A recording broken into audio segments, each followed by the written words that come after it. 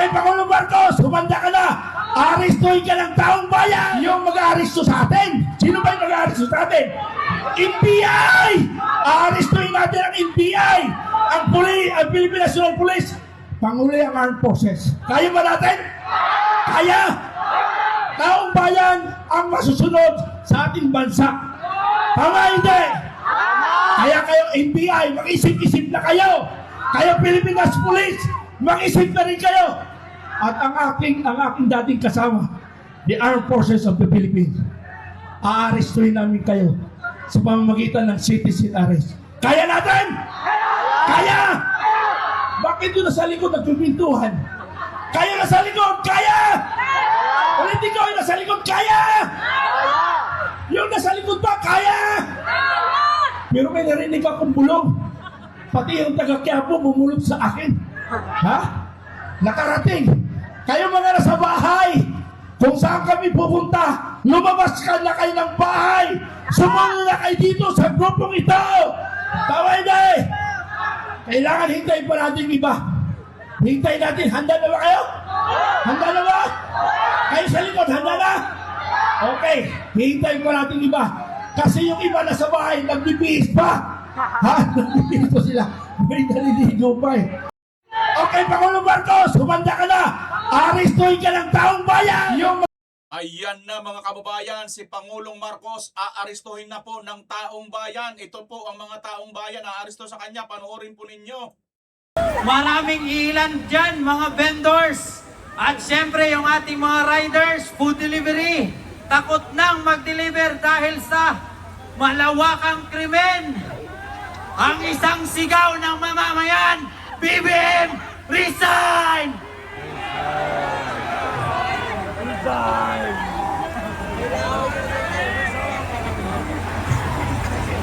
Lahat ng mga mamamayan takot na dahil sa kalat-kalat na korupsyon.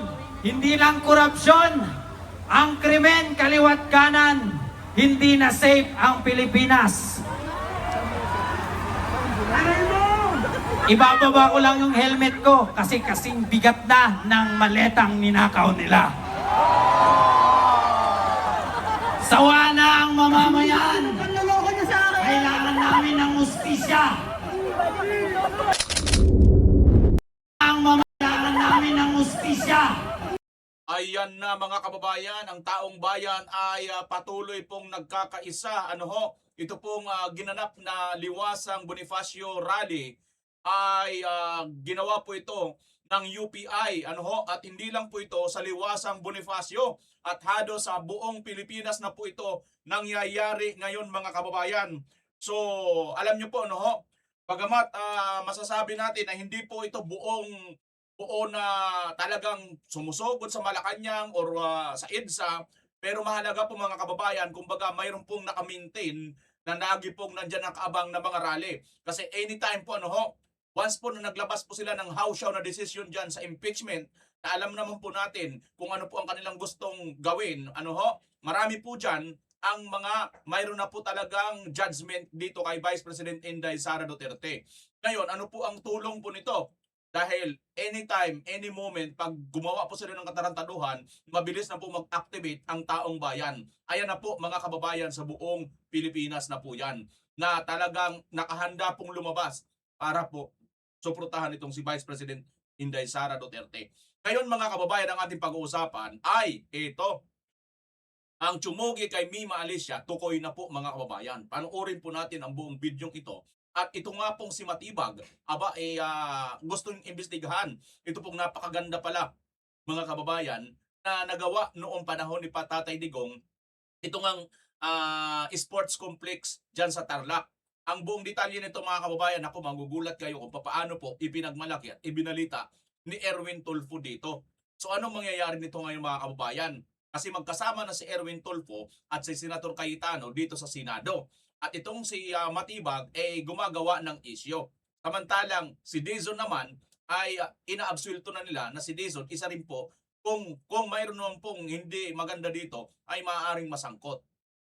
Ito rin po kaya mga kababayan ay magiging Marcolita 2.0 na si Marcolita ay hindi tumanggap ng pera ng malita, ngunit siya pa ngayon ang nakulong. kasama ni Mike Defensor na nag-donate lang naman para doon sa para lang magkaroon ng campaign funds, mga kababayan. Kitang-kita ngayon, ano po kabaligtad itong Marcos administration. Yan po ang ating pag-uusapan ngayon. Kung interesado ka kabayan, manatili po rito at ipagpatuloy mo po ang panonood hanggang dulo. Maraming salamat sa mga walang sawang nagla-like, nag-share at nag-subscribe. Kung bago ka lang, mga kababayan, paki-subscribe, paki-pindot ang notification bell. At kung bayad yan, tatanawin ko malaking utang na loob. Maraming salamat. Eto na po. Tuloy na po tayo mga kababayan. Mukhang tukoy na ang tsumugi dito kay Mima Alicia. Panoorin po natin tong video ito. Sa ulo at katawan, inabutan ng mga residente si Nelboy na nakaupo sa harap ng gate ng bahay. Duguan sa tama ng bala at humihingi ng saklolo. Habang itinatakbo si Nelboy sa ospital, tinanong rin ito ng mga tanod ng barangay kung may banta sa kanilang buhay. Kilala mo ba yung suspect, Nel? Hindi po. Pero, ano yun, sa negosyo? Hindi ko po alam. Nakasundan kayo dito. Nandyan po sila nakabang eh. Ayon sa may-ari ng inuupahan nilang bahay, bagong lipat lamang daw sa Caloocan sina Alicia at live-in partner nito na si Nelboy. Bagong lipat lang daw po pala ito si Alicia at saka si Nilborn, yung jowa nitong si Alicia, mga kababayan. 1.5 months po, sir. Sila, ano po pakilala sa inyo sila?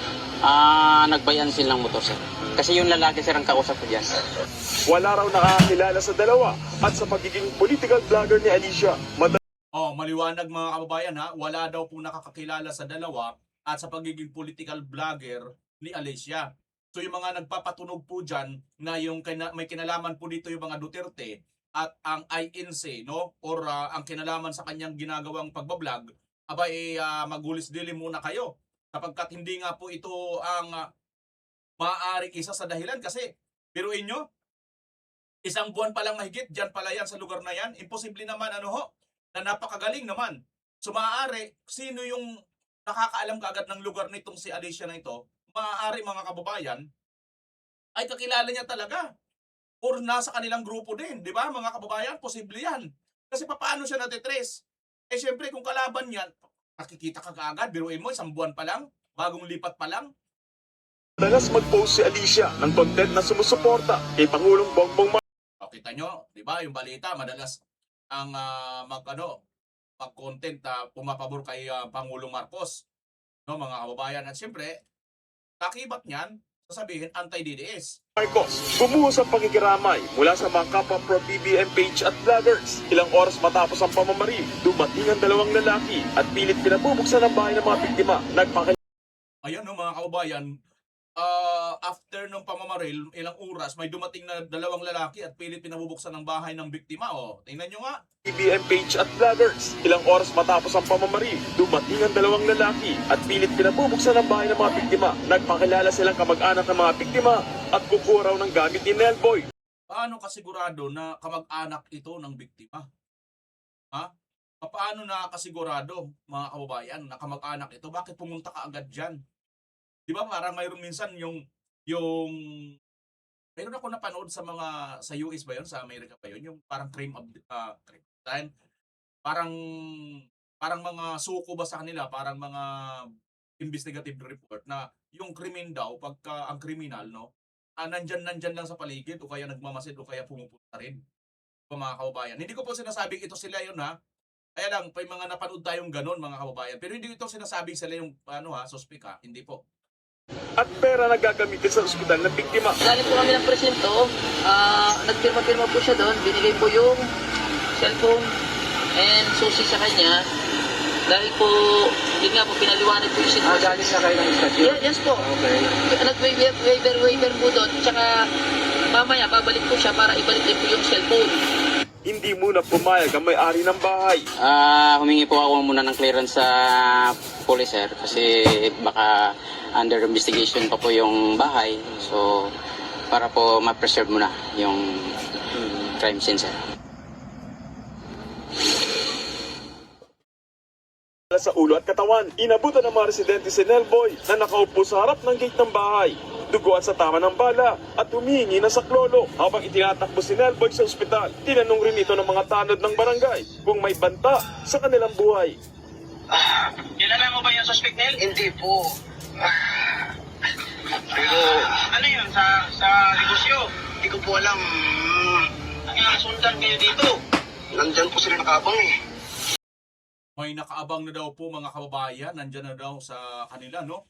Ayon sa may-ari ng inuupahan nilang bahay, bagong lipat lamang daw sa Caloocan sina Alicia at live-in partner nito na si Nelboy. Mga 1.5 months po, sir. Sila, Opo. pakilala sa inyo sir? Nagbayan silang motor, sir. Kasi yung lalaki, sir, ang kausap ko dyan. Wala raw nakakilala sa dalawa at sa pagiging political vlogger ni Alicia, madalas mag-post si Alicia ng content na sumusuporta kay Pangulong Bongbong Marcos. Bumuhos ang pakikiramay. Ayan ha mga kababayan. So, base doon sa interview dito sa jowa nitong si Alicia, nakaligtas mga kababayan, mukhang nandyan daw, nakaabang na yung dalawang salarin. At itong mga ito, bago lang pala dyan. So talagang ang makakakilala, ang makakaalam lang sa lugar na yan, yung talagang kakilala lang din ng mga ito. Mga kababayan. So sino kaya ito? Mayroon ditong post, itong kasama nila mga kababayan ito. Tatawanan ko lang ng ganito mga kababayan kasi baka i-copyright tayo nito. Alam niyo mga kababayan, may post siya dito. Pakinggan nga natin kung anong sinasabi. Tukoy na daw Isa sa mga ebidensya bago po maganap ang pangyayaring yun, mga sangkay. Kasi may dalawa daw pong tao doon na kumbaga paikot-ikot po eh.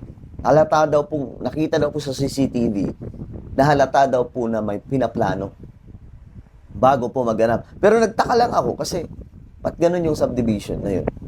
Kung subdivision yun, di ba? Bakit ang bilis po na nakapasok o ganun kadali na nakapasok itong mga ito? Samantalang dapat pag subdivision, mahigpit po yan. Di ba? Bukod doon, nung nangyari yun, bakit nakalabas sila ng ganun? Di ba? Dapat ang mangyayari doon, hinarang ka agad ng mga gwardya. Nagkaroon po ng bakbakan sa loob, mga sangkay. Pero bakit parang ang dali nilang nakawala? 'Di ba? Ayan mga kababayan ha. Bago daw po ang insidente, mayroon daw nakita na dalawang lalaki. Nakita daw sa CCTV na pakalat-kalat doon at mukhang may hindi po magandang binabalak. At ang pinagtataka pa daw niya rito, kung subdivision ito, kasi subdivision daw itong kinaroonan nitong si Alicia no?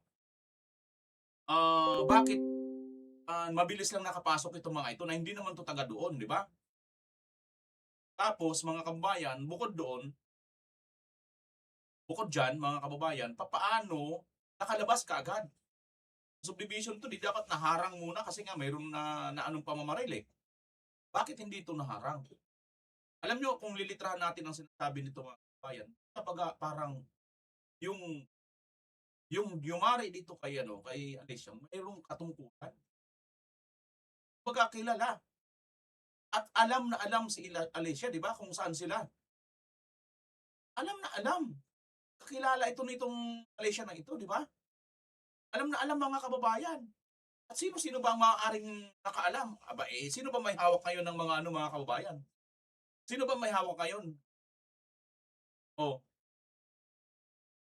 Sino ba yung pinakamalaking ngayon, intelligence fund na hindi naimbestigahan sa Senado?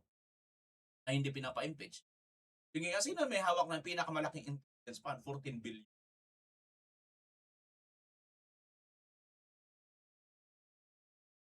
Huwag nyo sabihin si BP Inday Sara, wala na nga ini-impeach nyo na nga wala na siya mula pa nung 2022 wala na, di ba? Huwag yung sabihin kay BP Sara kasi 'di ba may mga kumakalat ng balita na ang kagad nila bintang naka-default na kagad sila Duterte ay INC daw, no mga kababayan. Pero paano 'yan malalaman ng mga kalaban ni Alicia?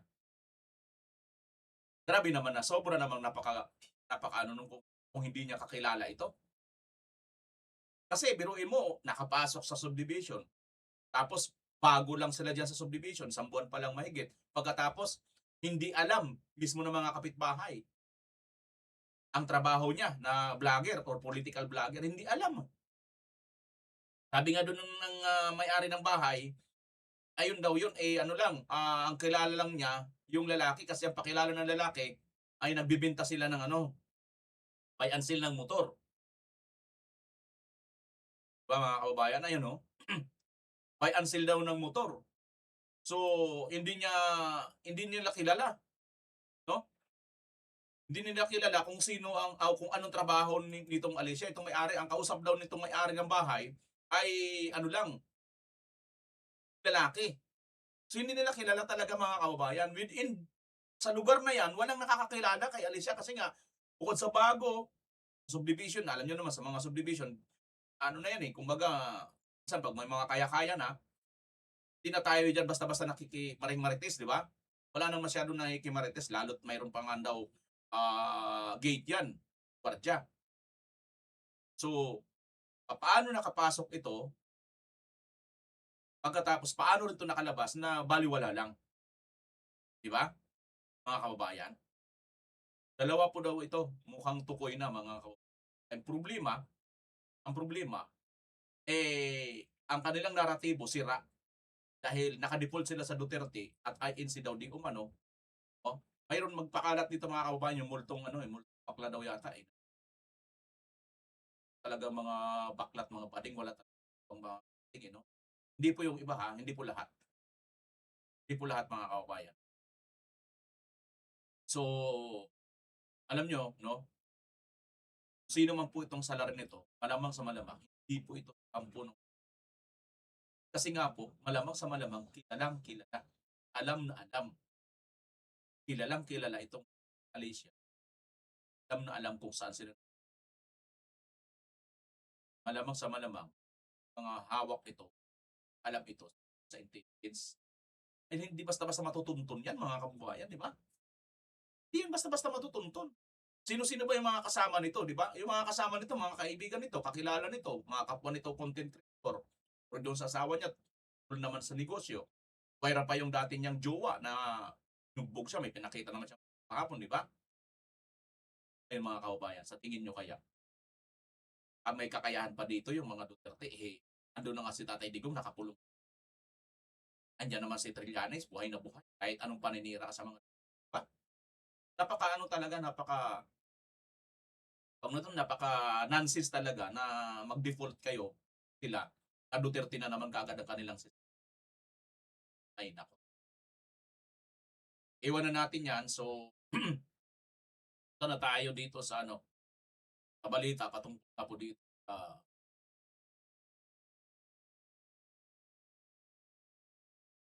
Naganap na rally muna bago natin puntahan yung ignition rally. Bago natin puntahan yung kay Matibag. Ilang araw na lang at magsosona na ulit si PBBM pero para sa isang grupo, wala pa ring napapala ang taong bayan sa sinabi ng Pangulong, mahiya naman kayo. Yan ang Agenda Weekend Report ni Ryan Reloban ng Abante. Matinding galit sa pamahalaan ang bitbit ng libo-libong rallyista sa ikinasang People's Indignation Rally ng United People's Initiative o UPI ngayong linggo sa Liwasang Bonifacio sa Maynila. One people, one voice, one Philippines, tama na, sobra na. Ito ang pangunahing mensahe na nasabing programa. Bit-bit ang mga bandila at placard na nanawagan ng mga kalahok ng mas matinding kampanya laban sa korupsyon at hinimok ang pamahalaan na panagutin ng mga opisyal na sangkot sa mga alegasyon ng katiwalian. Ayon kay UPI founder at chairman former Air Force retired General Romeo Pukis, layunin ng pagtitipon na ipakita ang pagkakaisa ng mamamayan at ipanawagan ang mas mataas na antas ng transparency, accountability at mabuting pamamahala. Giit pa niya hindi ito political rally dahil walang inimbatahang opisyal ng gobyerno, mambabatas o sinumang politiko para magsalita. Sa halip, mga kinatawan mula sa iba't ibang sektor ng lipunan ang magsasalita ng kanilang saloobin. Dagdag pa niya hanggat wala umanong nakukulong na mga malalaking isda, ipagpapatuloy nila ang kanilang protesta. Panagutin, itigil na yung mga matinding korupsyon na yan, panagutin yung mga nagnakaw sa pera ng taong bayan. Ikulong sila, wala pa nakukulong Ang nakukulong yung mga nagsasabi ng totoo. Ang kinakasuhan tulad ko, inaaresto yung mga nagsasabi ng totoo. Si Senator Marcoleta, di ba? Si Congressman Mike Defensor, sila ang nakakulong. Silang nagsasabi ng mga katotohanan dyan sa ano eh. Yung mga nagnakaw sa pera ng taong bayan, mga congressman involved dyan sa flood control, yung mga ghost project, wala pa nakukulong. Ayon pa sa United People's Initiative, magtutuloy-tuloy pa ang mga ganitong kilos protesta ng kanilang grupo hanggang sa mismong araw ng State of the Nation Address or SONA ni Pangulong Bongbong Marcos sa July 27. Para sa Agenda Weekend, Ryan Reloban, Abante. Ayan mga kababayan, ano ho? Ayan po mga kababayan. So, wala pa pong nakukulong. Tama dito si General Poques. Wala pa pong nakukulong dito nga po sa mga totoong nagkamal ng maleta ng pera ng bayan. Pero samantala, ito pong mga nagsisiwalat sa mga magnanakaw, sila ngayon yung mga nakulong bayan. Katulad nga po ni General Poques. Pinakulong na rin si General Poques, mga kababayan, di ba? General Poques at saka Senator Marcolita. Yan po ang totoong nangyayari sa ating bansa, mga kababayan. Diba? Yan po ang nangyayari sa ating bansa. Sino yung mga nagsisiwalat ng katotohanan? Kulong ka, ikaw kagad ang dadamputin at magdudusa ka sa kulungan. Samantala, mga kababayan, speaking of magdudusa, bago natin tunguhin yung kay Matibag, ito muna, may update. Ito na yung pinaka-update, mga kababayan, kasi walang video. Pero ito, post po ito ng ABS-CBN 14 hours ago, no? Tinitingnan ng pulisya ang dalawang anggulo sa pagpaslang sa vlogger na si Mima Alicia Lipata. Una ay may kinalaman sa mga kumintong inilalabas niya bilang vlogger at ikalawa ay personal na alitan anak na. Una pa talaga yung tungkol sa kuminto niya sa mga pagbablog. Alam naman po natin kung ang gusto niyong patunugin diyan. Nasa comment section ng buong ulat. PNP may person of interest na sa pagpatay sa vlogger na sa Caloocan. Anak ng titing. Ay gusto na naman silang ikulong para bawas pwersa they decide. Ako, sabi nga dito, no, parang tama ang naamoy ko. May gusto na naman sila ikulong. Ano naman kaya ang gusto dito, mga kababayan? Ay nako. Si Cayetano kaya? Sabi dito, Maynila, may person of interest na ang Caloocan City sa pagpatay sa vlogger na si Alicia Lipata sa barangay 171 Caloocan City. No? Ayon kay Police Colonel Joey Bufor, VP ng Caloocan City Police, dalawang anggulo ang kanilang tinitingnan sa pagpaslang sa vlogger. Una ay ang kinalaman sa pagiging vlogger nito kung saan marami siyang ginagawang comment, maaring may mga natinamaan. Dalawa ay ang personal na alitan. Sa totoo lang, mga kababayan, bukod dun sa personal na alitan, pwede pa rin po at sa politika, pwede pa rin po dun sa huldapan, di ba? Kasi mukhang kinuha yata, may mga dahil marami itong perang pinapakita, di ba, mga kababayan? Kaya po pwedeng gusto rin siyang huldapin. Paramihan ng kanyang content ay nagbibigay ng comment sa mga social issues ani Gopher. Pero din po tayong ibang anggulo na imbestigahan katulad po ng personal po. Dagdag nito, base sa ating pagsasaliksik, itong si Alicia ay may kinasuhan po na tao kung saan nagkaroon po sila ng counter-filing po ng case. Tumanggi muna si Goforth na idetalya ang kasong ito, pero sinasabi niya na may kinalaman dito ang kanilang tinututukan na personal. Hinihintay na lamang nila na bumuti ang kalagayan ng partner ng biktima na kasalukuyang papagaling pa sa ospital matapos sumailalim sa nitong Sabado dahil sa mga tama ng bala ng bandang 3:10 ng madaling araw nang mangyari ang krimen sa harap ng inupahang bahay ng magtahan sa Kamat. Nakababa na ng kotse si Lipata matapos may parada ng kanyang partner ang sasakyan biglang lumapit ang dalawang lalaki na nakasuot ng helmet at pagbabarilin ang mga dead on the spot ang vlogger matapos magtamok ng matama ng bala sa sentido, dibdib at likuran. Nakarecover ang mga otoridad ng 7 basyo ng caliber 45. Nilarawan ng gunman na nakasuot ng pulang helmet, puting long sleeve at jogging pants. Habang ang nagmamaniho ng motorsiklo ay nakasuot ng dark pants, puting t-shirt at puting helmet. tumanggi munang magbigay ng pahayag ang pamilya ng biktima. Ayan mga kababayan, so dalawa na kanilang tinitingnang interest. Ulo dito. Yung personal mga kababayan kasi nga po may kasuhan, di ba? Yun na siguro yun yung pinapakita niyang video mga kababayan. So yun na siguro yun, di ba? Yung may mga pasa siya, dami niyang pasa. Siguro, bukod pa rin siguro yung mga kababayan doon sa kanyang sa kanyang pinapakita mga perang napakarami. Ano sa tingin niyo yung perang napakarami mga kababayan? Saan galing yun? Tanong lang natin yun ha. Okay mga kababayan, ito, tunguhin na po natin itong si Dizon at yung 2019 pa no na SEA Games. Talaga naman mahilig talaga itong mga ito mag-backtrack balik ng panahon. Hindi raw nababahala si DPWH Secretary Vince Dizon sa isasagawang investigasyon ng NBI sa umano'y anomalya sa 2019 Southeast Asian Games. Babahala ka ba naman kakampi mo si Marcos Jr. Tingnan mo nga 'di ba? Yung mga kumampi kay Marcos tulad ni Escudero at saka ni Villanueva, hindi na sila nababahala ngayon ng kaso kasi nga wala nang ingay sa kanilang kaso Samantalang si Marcolita kulong na, Jingo Estrada kulong na, pero kung bumaliktad lang sila sana, sila makukulong malamang, 'di ba? Ganoon naman talaga mga kababayan mangyayari. Ngayon, ikaw Dizon, nandito ka sa kampo ni Marcos, ay sabi sa iyo na mababahala ka. Wala, 'di ba? Walang maniniwala diyan, di ka talaga mababahala dahil di ka naman makukulong ayon nga kay General Puques ang mga nagsisiwalat, siya ang nakulong, siya ang kinakasuhan. Handa pa nga raw ang kalihim na makipagtulungan sa investigasyon dito. At live mula sa EDSA Buendia, nasa frontline ng balitang yan si Brian Castillo. Brian, ano ba ang sinabi ni Secretary Dizon sa isyong ito?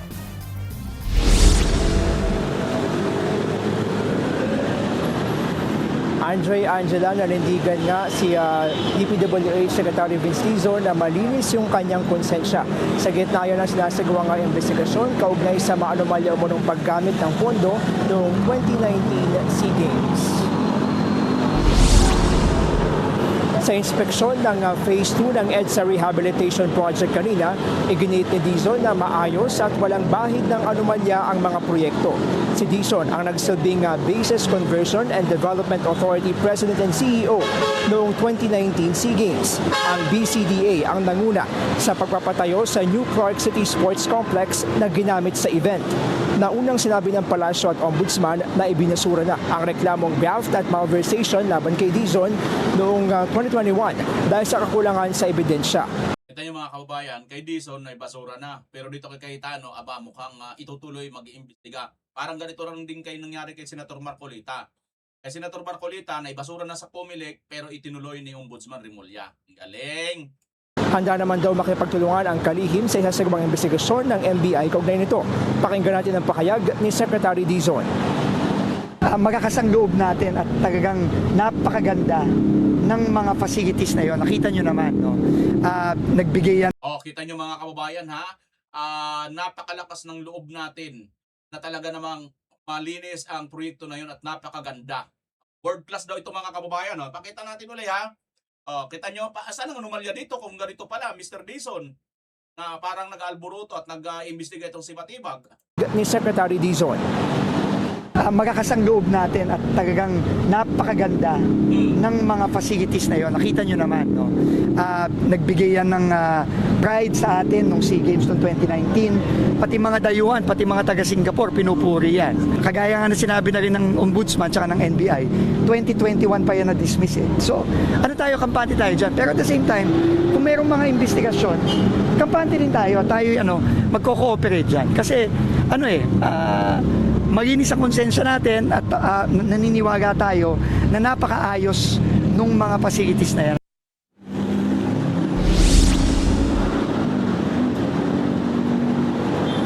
Kaugnay naman ang Ayan mga kababayan so napakaayos daw po at napakalinis ng mga facilities nito at nagbigay po ng karangalan sa Pilipinas ang world class po ito mga kababayan. World class po itong nagawa po dito na auditorium or facility nitong panahon ng Philippine 2019 30th SEA Games, no? At nagbigay po ito ng karangalan sa ating bansa mga kababayan. 'Di ba? Pero kung ganoon, nagbigay pala ng karangalan sa ating bansa at world class nga. Nasaan ang anomalya dito, Mr. Matibag? O ito pa, Matibag ha. Baka hindi mo napanood. Mismo si Erwin Tulfo kasama na ngayon ni Senator Alan Cayetano nung hindi pa siya senador. Isa palang reporter, isa palang vlogger, isa palang newscaster. Ito po ang kanya sinabi, oh. Panoorin nyo. Sa Tutok Erwin Tulfo Weekend Edition, una ninyong natunghayan ang plano ng pamahalaan na pagpapatayo ng New Clark City sa Capas, Tarlac. Ang tinaguriang isang ambisyoso at isa sa pinakamalaking proyekto ng Duterte administration, ngayon ay papakinabangan na ng publiko. Ngayong Nobyembre, bibinyagan at ibibida. Kita nyo mga kababayan, papakinabangan na ng publiko ang isa sa prestigiyoso talaga namang napakaganda world-class New Clark City. Ibibida na sa at mapapakinabangan na ng publiko. Ng pamahalaan ang makabago at world-class facilities sa nalalapit na Southeast Asian Games na gaganapin sa bansa. Hulyo nitong nakaraang taon, unang nasilip ng publiko sa Tutok Erwin Tulfo ang New Clark City na ipinapatayo sa Capas, Tarlac. Mahigit sa kalahati ng Metro Manila ang laki nito. Ito ay itinuturing na Ang laki pala nito mga kababayan. Mahigit kalahati sa Metro Manila daw po ang laki nito. Alam nyo kung gaano kalakihan? Imagine niyo na lang po mga kababayan ng Metro Manila ha. Ang Metro Manila, sa hindi po nakakaalam, mula po sa Muntinlupa, Las Piñas, Pasig, Marikina, Quezon City, Caloocan, Valenzuela. Yan po. Metro Manila po yan. Ganyan po kalaki ang sakop niyan. Hanggang doon sa Bulacan, hanggang doon sa Rizal, hanggang doon sa may Laguna, hanggang sa Cavite. Yan po ang boundary. Metro Manila po yan. No? Ngayon, bago doon sa mga boundary na yon. Ngayon, mahigit kalahati. Ang laki pala nito, mga kababayan. Mahigit kalahati ng Metro Manila. Pinakaambisyoso at isa sa pinakamalaking proyekto ni Pangulong Duterte sa ilalim pa rin ng Build, Build, Build program. Makalipas ang mahigit isang taon, muling pinasilip sa amin ng Basis Conversion and Development Authority o BCDA ang kanilang proyekto na New Clark City. Tapos na ang Phase 1 ng proyekto na karamihan ay mga world-class na sports facilities. Ito raw ang ibibida ng pamahalaan sa nalalapit na Southeast Asian Games o SEA Games sa katapusan ng Nobyembre. Practically, tapos na tayo. Itong facility na to, 100% done na to. Dito gagawin yung mga lahat ng aquatics competitions natin, swimming, diving, water. Batang-bata pa dito si, wala pang wrinkles. Ngayon, ang tanda na, biglang tumanda si Dizon dito kay BBM, no? Polo. So tapos na tayo. Pagmamalaki rin ng BCDA world-class ang sports complex na ipinatayo nila na maikumpara sa ibang palaruan ng mga mayayamang bansa sa mundo. Kabilang rito ang 20,000-seater na athletic stadium at ang 2,000-seater na aquatic center. Inaasahang 10,000 atleta mula sa 11 Southeast Asian countries ang lalahok sa SEA Games sa pangunguna ng Pilipinas. Yung quality, yung equipment, yung design, lahat yan talagang sinunod na natin yung world-class standards na nakikita natin sa mga mas mayayamang bansa. Kaya talagang very, very comparable. Maximum baka aabot tayo ng mahigit 20,000 na taong mga pupunta dito. Kayang-kaya. Walang problema yon. Ready tayo in terms of parking, ready tayo in terms of facilities, ready tayo in terms... Pangulong Rodrigo Duterte, dahil nagkaroon po tayo ng ganitong facilities. Ibinunyag naman ng BCDA na pagkatapos ng SEA Games, sports program sa buong bansa, itatayo natin dito sa mga susunod na taon. Inaasahan din na ito ang isa lamang sa pinakamalaking accomplishment ng Duterte administration. Ayan mga kababayan ha, kitang-kita natin dito ang napaka-world class, napakaganda po nitong mga pasilidad na nagawa po sa Athlete Village o itong pinagawa ni Tatay Digong mga kababayan. No? Na ito naman po ngayon ay kini-question na di umano mayroon daw anomalya dito. Itong si Matibag mga kababayan, ano ho?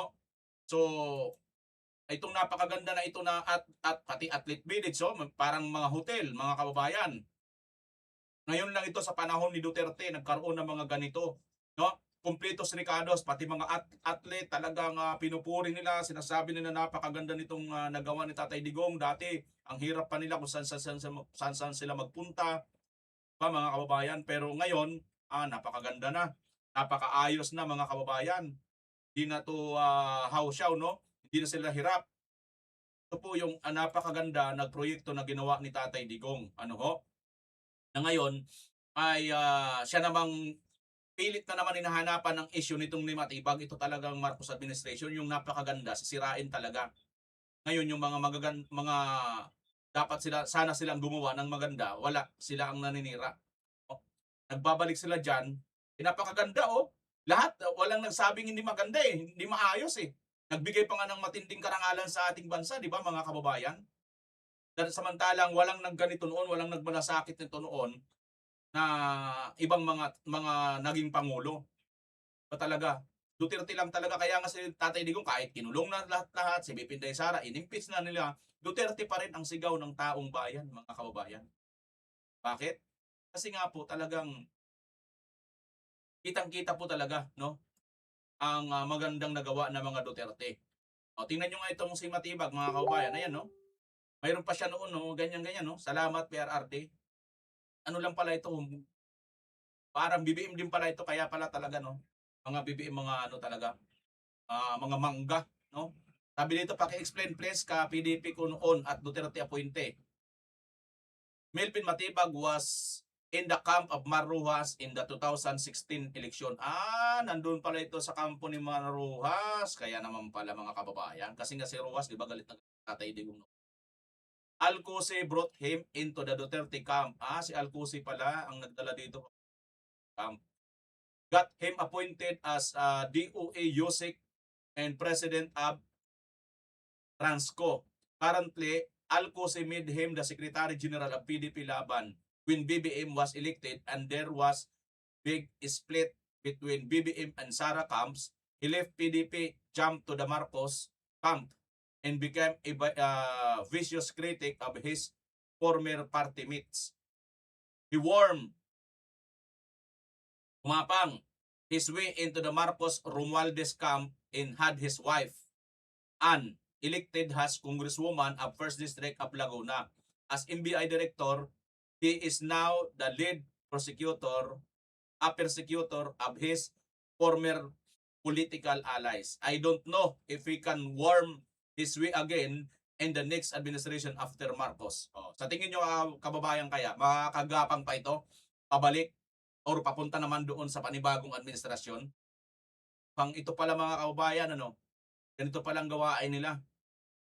Sa tingin nyo, laan nyo nga ito si Matibag kung lahat ba ngayon mga kababayan, sa tingin ninyo, may listahan na ba kayo? Lahat ng mga taksil sa bayan, taksil sa mga Duterte, yung mga nanggamit sa mga Duterte, makakabalik pa kaya?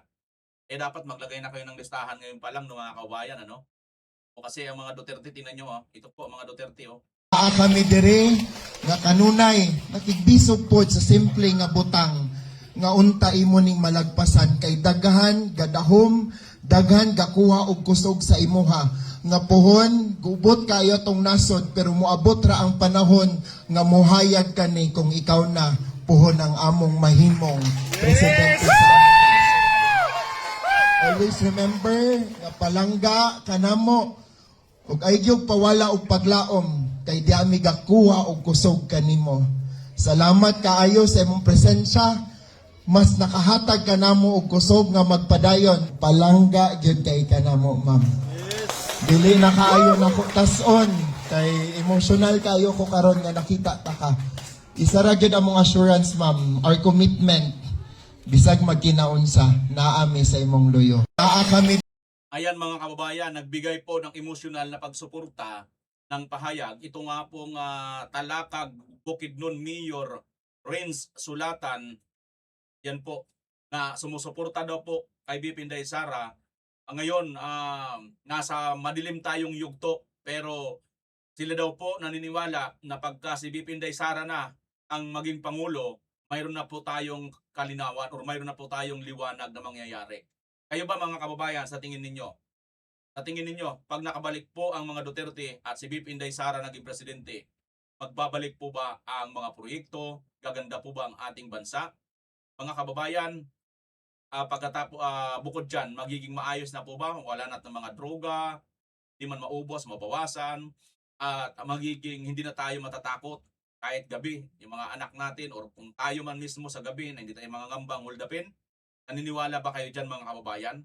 Ano bang inyong inaasahan? Bakit gustong-gusto pa ninyo ang Duterte mula noon hanggang ngayon? Sa kabila ng marami po ang mga binibintang na mga maling ginagawa daw di umano nila. Kung ano po ang inyong komentaryo, paki-comment nyo po dyan sa comment section sa baba at pag-uusapan po natin mga kababayan. Siyempre pa, pupusuan natin yan. Maraming salamat.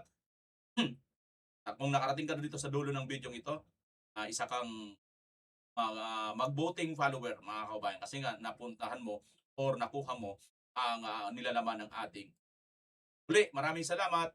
Si BMR Channel, pasalamatan na magpapaalam. Bye-bye. Kita-kits sa sunod na video.